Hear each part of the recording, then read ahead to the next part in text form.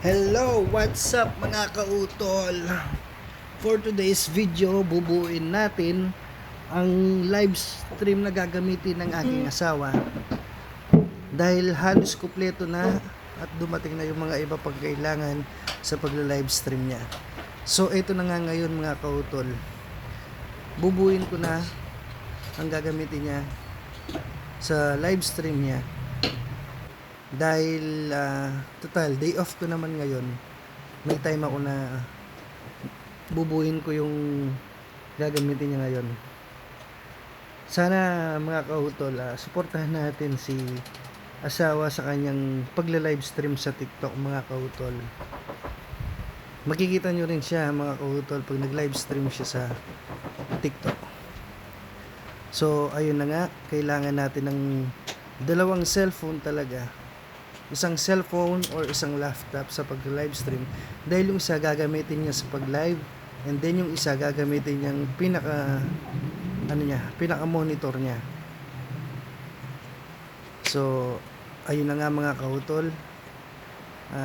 At shoutout nga pala kay Sansan TV. Suportahan natin si Sansan TV sa page niya mga kautol. Then ganoon din ako pa mga kautol. Pa-support din mga kautol ng page ko na ito pa mga kautol. Sana mga kautol nag-enjoy kayo dito sa video na to mga kautol.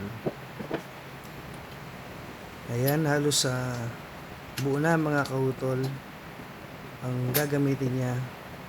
So pagla-live na lang niya ang kailangan. So eto na mga kautol, buo na mga kautol ang kanyang gagamitin. Ayan lahat mga kautol ang kanyang mga gamit sa pagla-live stream niya. Maraming salamat mga kautol. Huwag niyong kakalimutan mga kautol, i-follow niyo ako sa page mga kautol. Maraming salamat sa inyong lahat mga kautol. God bless.